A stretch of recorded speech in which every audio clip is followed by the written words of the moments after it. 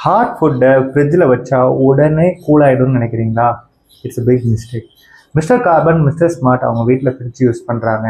Mister Carbon என்ன பண்ணுறாரு, அவர் வீட்டில் ஃபுட்டை ப்ரிப்பேர் பண்ண உடனே ஹாட்டாக ஃப்ரிட்ஜில் வைக்கிறார். மிஸ்டர் ஸ்மார்ட் என்ன பண்ணுறாரு, ஃபுட்டை ப்ரிப்பேர் பண்ண உடனே ஆம்பியன்ட் டெம்பரேச்சரில், தட் இஸ் ரூமில் அப்படியே வச்சு கூல் பண்ணுறாரு, அப்புறம் ஃப்ரிட்ஜில் வைக்கிறாரு. இப்போ ஒரு ஹாட் ஃபுட்டை ஃப்ரிட்ஜில் அப்படியே வைக்கும் பொழுது என்ன ஆகும் அப்படின்னா, அதனுடைய இன்டர்னல் டெம்பரேச்சர் ரைஸ் ஆகும், கம்ப்ரெசர் லோட் ஆகும். யூஸ்வலாக ஃப்ரிட்ஜுடைய internal temperature 3 to 5 degree Celsius maintain ஆகிட்டு இருக்கும். இந்த நேரத்தில் நம்ம ஒரு ஹாட் ஃபுட்டை ஃப்ரிட்ஜில் வைக்கும் பொழுது அது சரௌண்டிங் டெம்பரேச்சரை எடுத்துக்கும். அதனால என்ன ஆகும்னா, ஒரு சடன் ஸ்பைக் கம்ப்ரெசருடைய லோட் வந்து ஒரு 10 to 15% வரைக்கும் ரைஸ் ஆகும்.